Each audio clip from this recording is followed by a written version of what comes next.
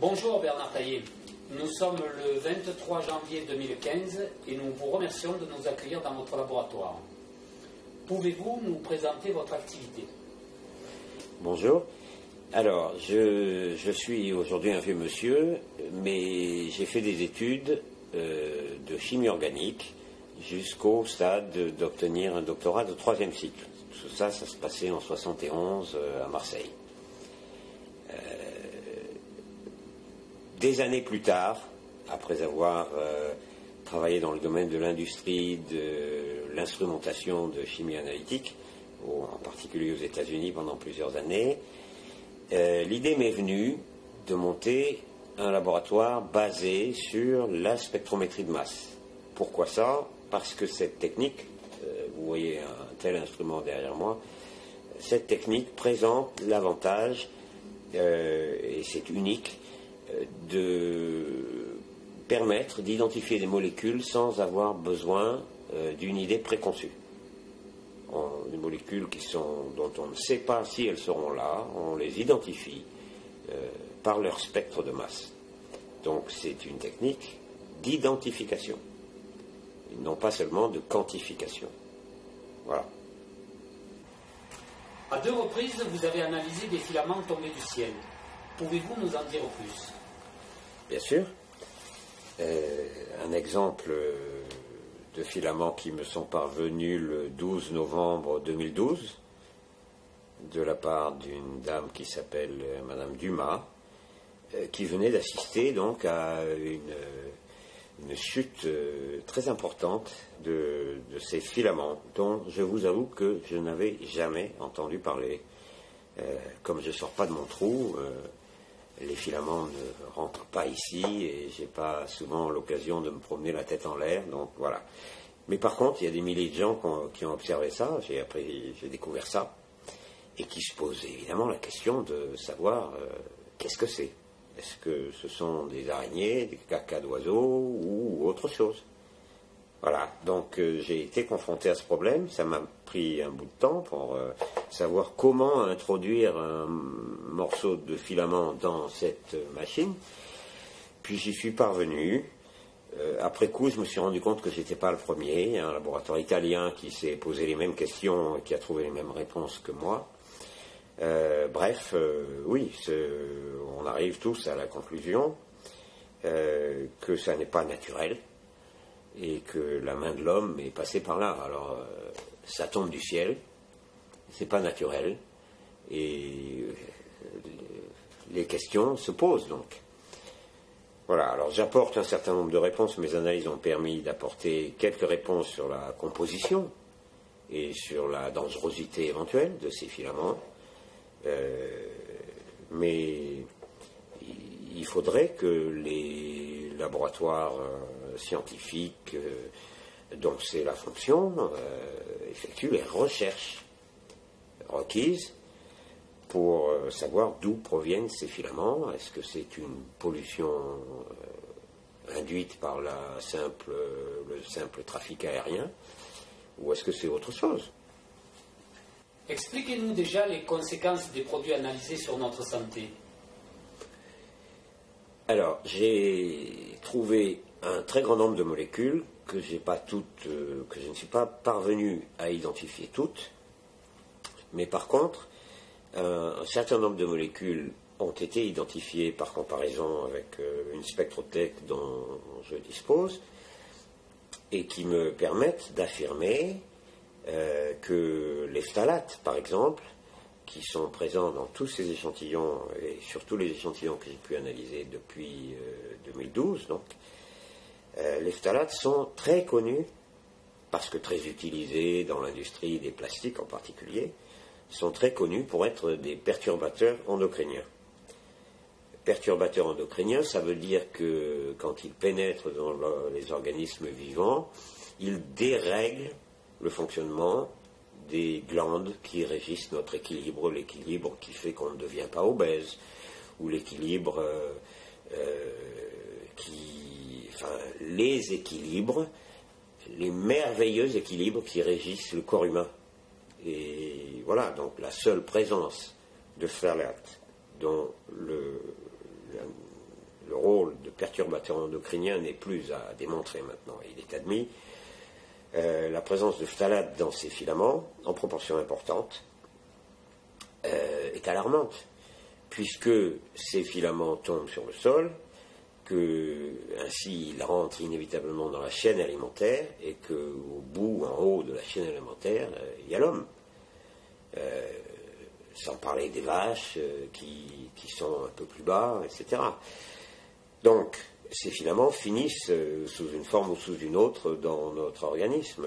Et comme on les observe sur le monde entier aujourd'hui, qu'il y a eu des dizaines de milliers de témoins, et que c'est seulement aujourd'hui, ou seulement depuis que ces deux laboratoires, donc l'italien et moi, qu'on est capable de dire que c'est alarmant, il faut que les autorités, entre guillemets, s'en préoccupent.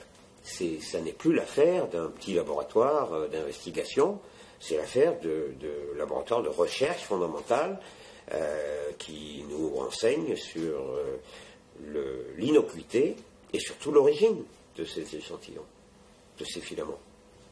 Le ministère de la Défense a répondu au maire de Saint-Martin-de-Crau que les carburants d'avions militaires ne contiennent pas de phtalates. Qu'en pensez-vous? Et je me souviens que le rapporteur de la commission d'enquête sur le naufrage de l'Erika s'appelait Jean-Yves Le Drian. Jean-Yves Le Drian était à l'époque maire de Lorient et président du conseil général du Morbihan, je crois. Enfin, peu importe. Il est devenu ministre de la Défense. Donc là, ce sont donc les propos de Jean-Yves Le Drian, et je retrouve le même langage. Circuler, il n'y a rien à voir. Donc, c'est pas le genre de réponse qu'on attend d'autorité. Alors, c'est pas le rôle du ministère de la Défense de veiller à la santé, de surveiller la santé des citoyens français, mais les autorités doivent apporter une autre réponse que celle de dire c'est pas nous. Il n'empêche que les filaments tombent, qu'on les analyse et qu'on trouve des phtalates dedans. Ils tombent du ciel. On est en droit de se poser la question de savoir si, par hasard, ça ne serait pas des avions. C'est pas complètement idiot. Alors, manifestement, mon rapport n'a pas été lu de manière objective, et manifestement, les bonnes questions ne sont pas posées. Les questions ne sont pas posées. On a des réponses qui ne sont pas étayées. On n'a pas de demande d'échantillon, on n'a pas de... j'ai reçu la visite d'aucun représentant du ministère de la Défense. Étudions la question. Ça, je n'en veux pas, c'est irrecevable. C'est irrecevable. Après avoir reçu ça, je reçois ça. Enfin, on me prend pour un imbécile. Monsieur Le Drian, vous me prenez de nouveau pour un imbécile? 2 fois. C'est lourd, hein. Ça fait beaucoup. Alors, vous cherchiez à l'époque de l'Erika à discréditer le laboratoire Analytica. 20 ans plus tard, il est toujours là, et vous ne me discréditerez pas 2 fois. Pas 2 fois. Monsieur Le Drian, taisez-vous. Taisez-vous. C'est indigne.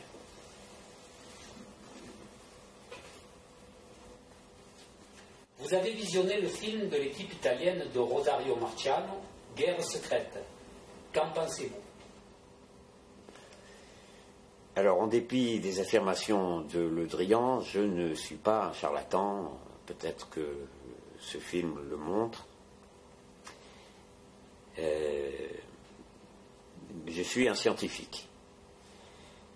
Le traitement de la chute de ces filaments aéroportés dans le film,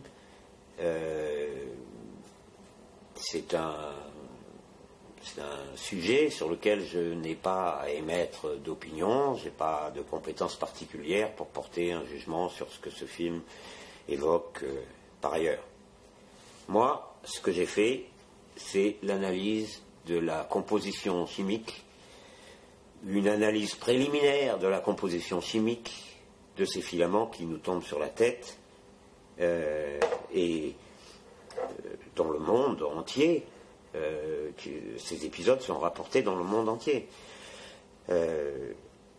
C'est pas anodin pour la santé des gens qui sont sur Terre, c'est peut-être gênant pour la communication des ministères, mais c'est aussi gênant pour la santé des gens, des vaches qui broutent, des gens qui boivent le lait des vaches, enfin bref, il faut que l'on sache d'où viennent ces phtalates, qu'on fasse cesser ces déversements et qu'on en comprenne donc l'origine.